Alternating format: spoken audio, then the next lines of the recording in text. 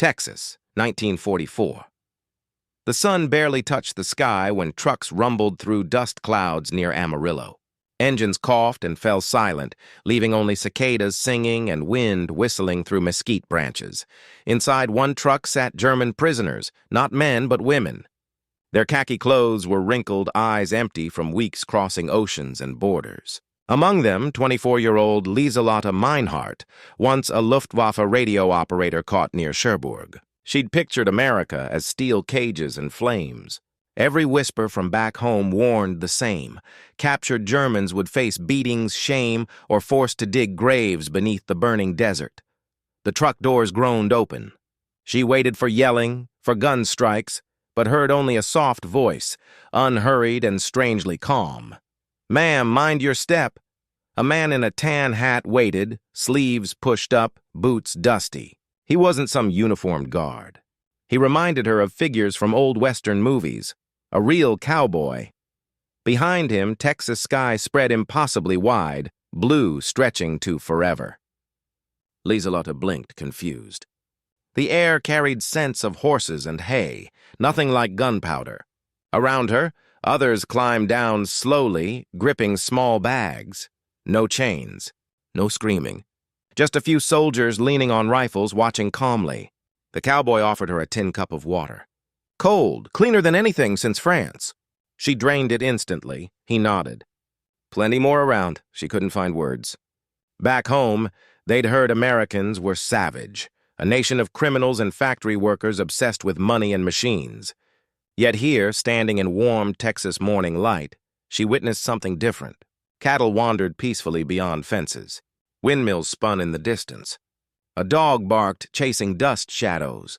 The cowboy gestured toward stables. "You'll help here, feeding, cleaning, riding if you want." Riding? She nearly laughed. She'd expected chains, not saddles. When camp gates shut behind them, Lieselotte turned toward open plains. For the first time since capture, something stirred inside, something dormant for months. Curiosity.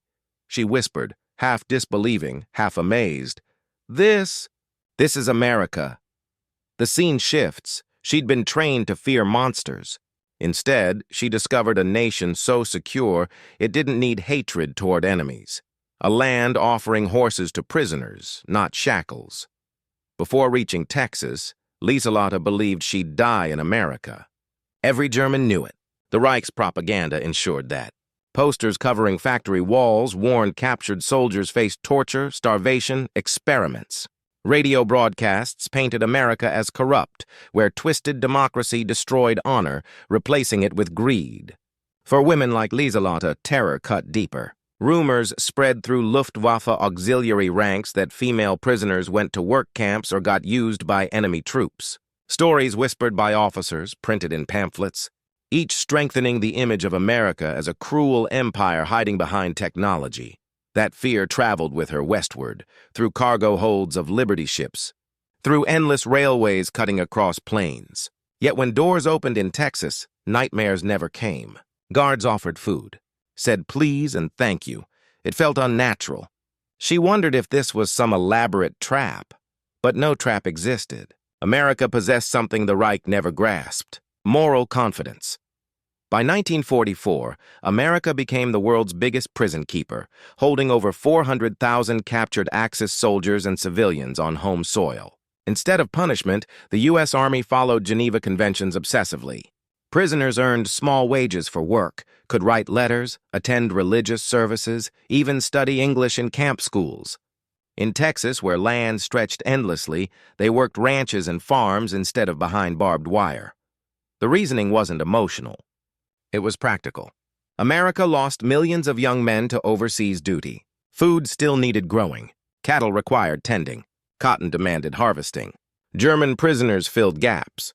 But to Lieselotte and fellow captives, this practicality appeared as something entirely different. Compassion. First night, she sat on her bunk staring at food she felt unworthy of receiving. Beef stew, bread, butter, even apple pie. She couldn't eat. She thought it was testing her. Another woman whispered the food was poisoned. But next morning, hunger defeated fear. They ate, realizing something profound. The enemy they'd learned to hate fed them better than their own army ever managed. In one early letter home, censored before delivery, Lieselota wrote, "They promised we'd be slaves, but here even guards say good morning. The sky goes on forever, and food tastes like mercy." For German women raised under dictatorship, the biggest shock wasn't material comfort. It was dignity. America didn't need humiliating captives to prove power. That quiet, unshakable confidence would soon tear down everything they'd believed about war. By spring 1944, America became modern history's largest prison keeper. Nationwide, more than 400,000 Axis prisoners, Germans, Italians, Japanese, were processed, fed, assigned to work. Texas alone held over 70 major camps, scattered like islands across plains from El Paso to Huntsville. Most built within months, identical in design and purpose. Rows of wooden barracks, dining halls, workshops, parade grounds. But what made these camps remarkable wasn't construction. It was philosophy behind them. Unlike barbed wire brutality of Axis facilities in Europe or Asia, American prisoner camps designed not to crush spirits, but control them through order and decency. The logic worked coldly and efficiently. Well-fed, occupied prisoners caused fewer problems, needed fewer guards, and perhaps most importantly, became quiet ambassadors of American superiority when war ended. Each camp operated like a self-contained town. Libraries stocked with donated English and German books, medical rooms with running water and clean sheets, workshops where prisoners repaired clothes and gear. Even orchestras and theater groups formed to keep prisoners busy. To outsiders, this seemed absurdly generous. But to U.S. military planners, it was psychological warfare of the subtlest kind. When the War Department began receiving captured German women in 1944, mostly nurses, clerks, auxiliary personnel from Luftwaffe, they faced an unexpected question: where to place them? The answer was Texas. With vast open spaces and agricultural demands, it became natural for experimental prisoner work programs safely including women. Many arrived through Camp Hearn or Camp Swift, sprawling installations surrounded by wheat fields and mesquite. Rules were simple. Obey, work, and you'd be treated fairly. Discipline violations meant confinement, but mostly camps ran on mutual trust. Work assignments grew as varied as Texas landscape itself. Some prisoners harvested cotton under punishing sun. Others sorted produce in warehouses or milked dairy cattle. Women, however, often got assigned ranch work where they cooked, mended, tended livestock. For them, this defied comprehension. American soldiers trusting captured Germans with horses, tools, freedom of movement. To American ranchers, it made sense. Simply not enough hands left running the war economy at home. To German women, it was revelation, propaganda painting. Americans, as moral degenerates, now crashed against reality of discipline, routine, unexpected kindness. Even meals astonished. Each prisoner received 3,200 calories daily, more than many American civilians. Bread, beef, potatoes, vegetables, even coffee or fruit when available. To German prisoners used to ration cards and watery soup, it felt like unreasonable abundance. Everything about the American system ran on logistics. From trains delivering food to trucks collecting laundry, the same industrial power-building tanks and bombers also fed prisoners. And to Lieselota Meinhardt, the lesson was unavoidable. Power wasn't just armies. It was organization. She wrote in her diary, "Every crate, every meal, every uniform fits into plans. Nothing gets wasted. They build everything like a machine that never sleeps." In time, she'd see that machine up close on ranches, where it merged with something even more bewildering, the easy, effortless generosity of ordinary Americans. The morning trucks arrived. Air smelled of hay and dust. Texas sun hung low, throwing long golden streaks across the horizon as guards called women's names from clipboards. Lieselota Meinhardt stood quietly among 24 others, posture straight, uniform faded but tidy. None knew what waited beyond gates, only that they'd been chosen for work detail on a nearby cattle ranch. They'd imagined worst scenarios. Chains, hard labor fields, endless hours under whips or barking sergeants. For months, rumors swirled through barracks. stories of prisoners sent into desert, never returning. But when trucks rattled up to camp gates, what they saw left them speechless.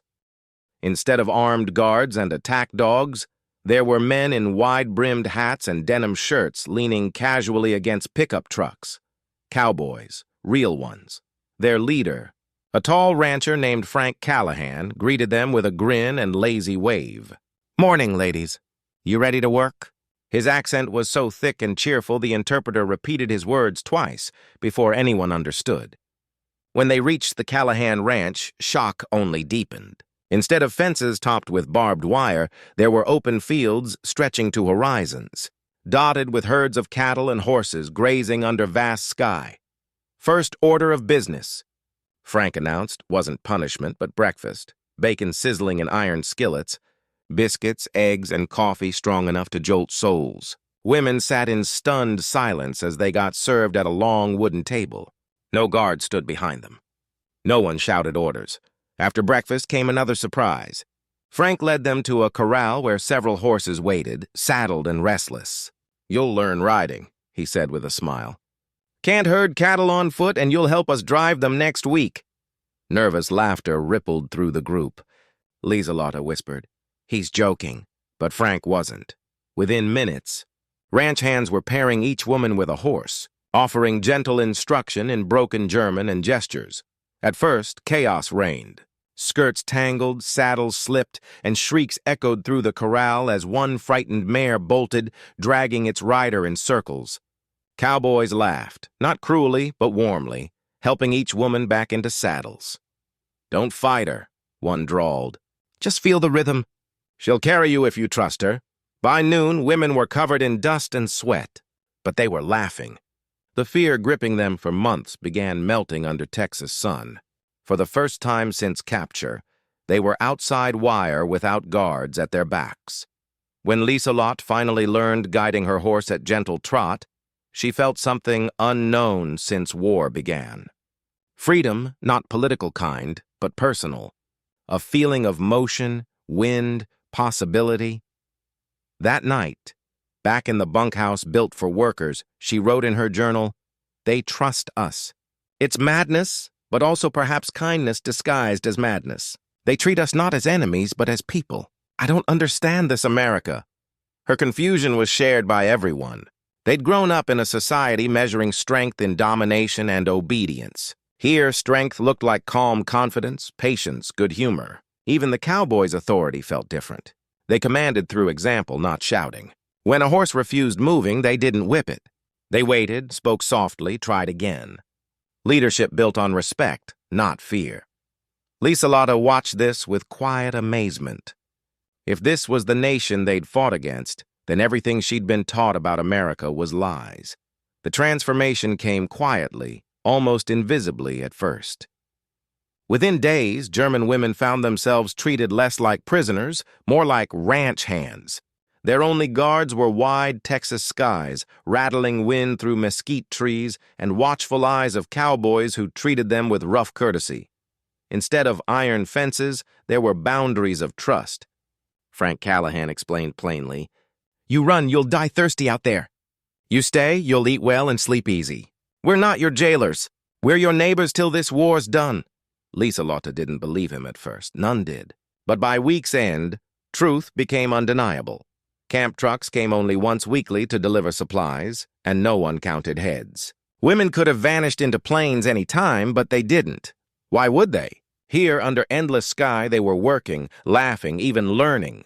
They mended fences, milked cows, learned throwing hay bales with same precision they once applied to factory work back home. More than once, cowboys stood back watching in quiet admiration. "Tougher than half the boys we've hired," one remarked. "And they don't complain neither." Lieselotte noticed something else too. How differently Americans seemed valuing work. In Germany, labor was duty. Here it was pride. Cowboys joked, sang, competed in small ways. Who could rope a calf fastest? Who could mend the longest fence stretch before sundown? Evenings brought another culture shock. Instead of being locked away, women were invited to sit by fires, where harmonicas and guitars turned Texas dusk into something almost sacred. At first they sat apart, weary and uncertain. But music worked on them slowly, breaking down invisible walls between victors and vanquished. One night, when a cowboy began humming Lily Marlene, the song every German soldier knew by heart, Lieselotte found herself singing along before realizing it. Fire crackled, voices blended, English and German, harmony and melody, until for a few fleeting minutes there were no enemies, only people bound by the same tune under same stars. Afterward, Frank leaned back on his saddle and said softly, "War ends sooner when folks realize they were never that different." Next morning, work resumed, but everything felt lighter. Barriers of fear and suspicion were fading fast. One woman, Anna, asked if she could learn using a lasso. Cowboys obliged, teaching her with patience and good humor. Before long, the sight of a German prisoner twirling a rope overhead drew laughter from both sides. But what truly cemented the change came one afternoon when a storm rolled in fast from the west. Sky turned black, wind howled, and lightning split the horizon. Cattle panicked, scattering across fields. Without hesitation, women ran to help. They mounted horses, shouted, waved, and rode alongside cowboys through sheets of rain and mud, helping drive terrified cattle back toward pens. Hours later, drenched and shivering, they returned together victorious. Not one animal lost. Frank walked among them, his face streaked with rain and pride. "Guess you're not just city girls after all," he said with a grin. That night, ranch hands quietly hung a hand-painted sign over the bunkhouse door. "The German Cowgirls." Lieselotte looked at it in disbelief, then laughed until tears came. Somewhere deep inside, a shift had occurred. The war, the propaganda, the fear, it all seemed far away.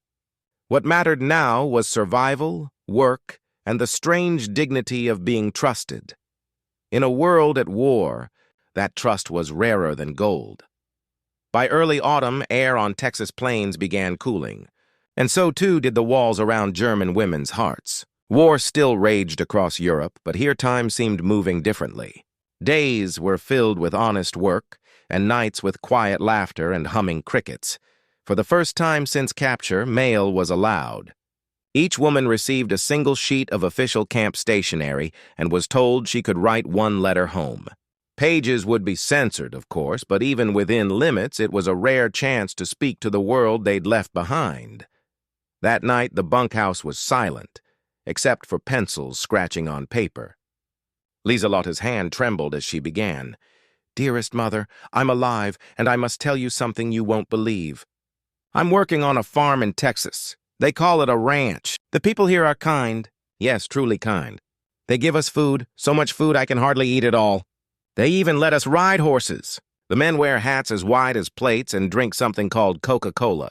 They play music after work and teach us their songs." She paused, staring at the words. Would her mother think she'd gone mad? The propaganda in Germany painted American prisoner camps as brutal, inhuman places where prisoners were starved and beaten. But here in this sunburned paradise, she was drinking coffee every morning and learning to make chili. She continued, "Mama, they trust us. We could run, but we don't, because we're free in all the ways that matter. I never thought freedom could look like this." The letters were collected next morning. Weeks later, replies came, carefully censored and trembling with disbelief. "Lieselotte, are you sure?" "You must be mistaken. Perhaps you're dreaming." They would never treat prisoners so well. Her mother wasn't the only one who doubted. Other women received similar replies. Their families refused believing tales of hamburgers, open fields, and friendly cowboys. To those still enduring bombing raids and ration cards back home, such life sounded like fantasy. Even American officers reviewing letters seemed faintly amused. "You're writing fairy tales," one chuckled. "Nobody's going to believe you over there." But reality was undeniable. Each day, German prisoners rode deeper into a version of America that defied everything they'd been taught. They saw it in the abundance: eggs by the dozen, meat by the pound, sugar by the sack. They saw it in the machines: tractors roaring across fields powered by seemingly endless gasoline. They saw it in the attitude: no hierarchy, no bowing, no fear. When Lieselotte asked one cowboy why he treated them so kindly, he shrugged. "Lady, War's over for you when you get here. No use fighting ghosts. It wasn't forgiveness, exactly. It was something more practical. An American kind of mercy that measured worth by work, not by flag. One afternoon, a new group of prisoners arrived. Male soldiers from another camp. They watched in disbelief as women led horses from the barn, laughing and chatting freely with cowboys. "This cannot be real," one muttered in German. But it was. For the newcomers, the sight of their female comrades riding across open pastures without chains shattered years of conditioning. It was the first proof that captivity under Americans could be something other than humiliation. And as those men joined work crews, they too began to soften. Cowboys taught them to mend fences, throw ropes, and eventually to dance. By November, the Callahan Ranch had become something impossible, a small corner of reconciliation in a world still burning. For Lieselotte, it was the beginning of a quiet revelation that humanity could survive even in captivity. That kindness could grow from war's ruins. She didn't yet know that these lessons would follow her home, reshaping everything she believed about the world. April 1945. Wind across plains carried scents of spring grass and rain. Calves had been born. Fields were greening again. And rumors were swirling faster than dust devils chasing each other across pastures. Germany was collapsing. Berlin surrounded. Hitler dead, some said. Others whispered it was propaganda. At the Callahan Ranch, German women worked as usual. They mended saddles, washed clothes, herded cattle. But tension in the air was unmistakable. The radio in Frank's kitchen, usually reserved for country music and baseball, now carried nothing but news from Europe. That afternoon, when Frank came out to the barn, his face was serious. He held his hat in one hand, the other gripping a folded newspaper. "Ladies," he said quietly. "It's over." For a moment, no one spoke. The words hung in air like a thunderclap that hadn't yet broken. Over. "What do you mean?" Lieselotte asked in a whisper. "The war," Frank said. Germany surrendered. Some women froze. Others dropped the tools they were holding. Anna covered her mouth and began crying softly. Lieselotte just stared at the ground, her mind blank. For years, everything, every breath, every fear, every loss had been tied to war. Now suddenly, it was gone. No one cheered. There was no celebration, only stunned silence and distant lowing of cattle. The women gathered that night by fire, their faces lit by flickering orange light, unsure whether to feel relief or grief. Frank poured coffee for everyone and said quietly, "It's done now. You can all go home soon." The word home hit harder than any news of surrender. Home. What did that even mean anymore? Their towns might be gone, their families displaced or dead. Germany was rubble. Lieselotte sipped her coffee and watched sparks drift up into night. "What will we go back to?" she murmured. Frank didn't answer. He didn't need to. Everyone knew there was no easy answer to that question. In the days that followed, the U.S. Army sent officers to process prisoners for return home. Trucks arrived to transport them back to official camps where they'd await ships bound for Europe. Cowboys stood quietly by as women packed their few belongings, mostly clothes, letters, and small keepsakes. Frank approached Lieselotte as she was folding her work gloves into a small canvas bag. "Reckon you'll be going home soon?" he said softly. She nodded, her throat tight. "Thank you, Mr. Callahan, for everything." He smiled, eyes squinting under his hat brim. "Nothing to thank me for. You all worked hard. Earned your keep. That's all any of us can do." Then, with a playful grin, he reached behind him and held out something wrapped in brown paper. "Got something for you."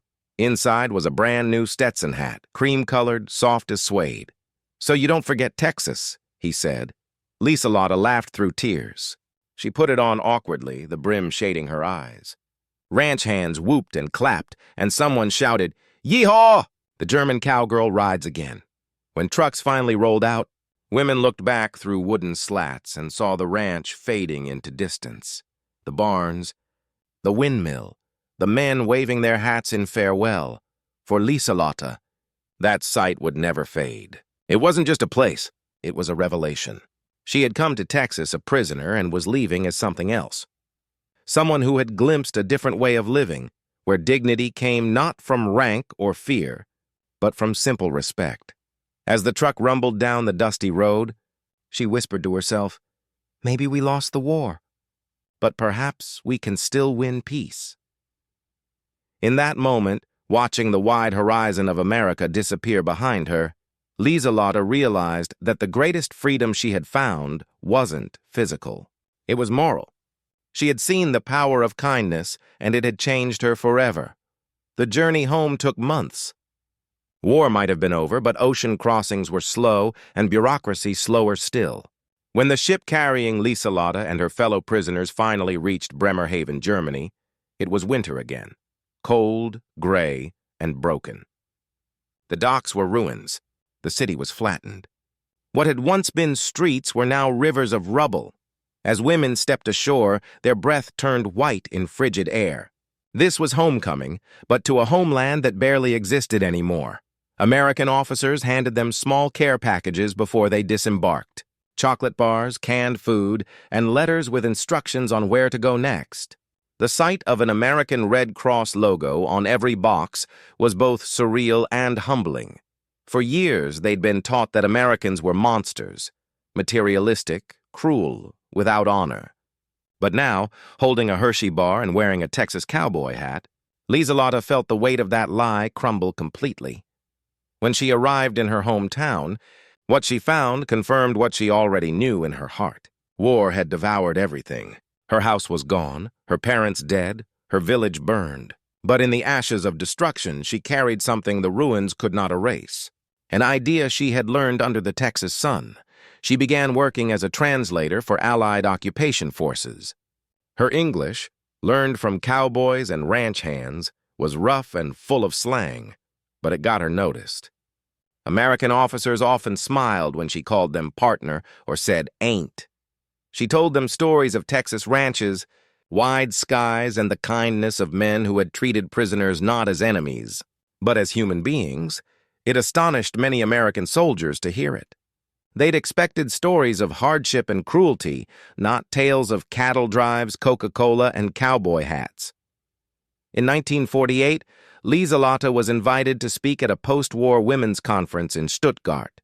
The topic, Rebuilding Through Understanding.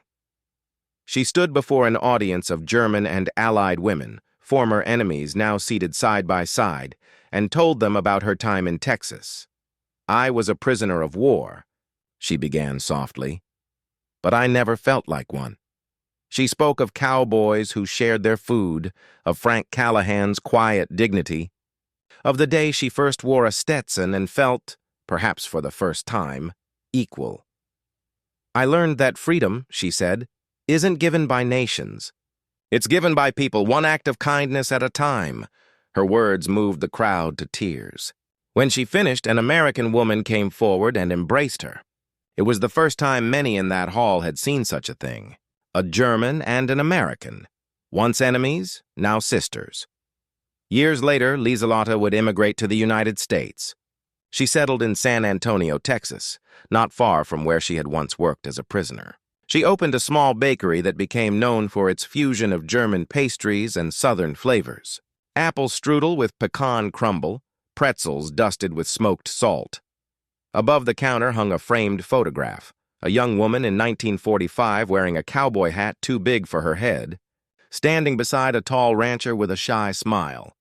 Beneath it, a simple inscription read, "From enemies to friends." When people asked her about it, she would say, "That's the man who taught me what America really is." By the time Lieselotte passed away in 1987, she had become a symbol of reconciliation in her community. Former prisoners, both men and women, would visit her bakery, trading memories of war and the strange kindness they had found. In the most unlikely of places, historians now say that these prisoner experiences played a quiet but vital role in shaping post-war relations between Germany and the United States. Thousands of former prisoners returned home with stories of fairness, decency, and compassion. They became the first human bridges in a world desperate to rebuild trust. In the end, it wasn't treaties or governments that began the healing. It was the simple decency of ordinary people. And on a Texas ranch in 1945, a cowboy with a gentle heart had done more to mend the wounds of war than any diplomat ever could. Because sometimes the greatest victo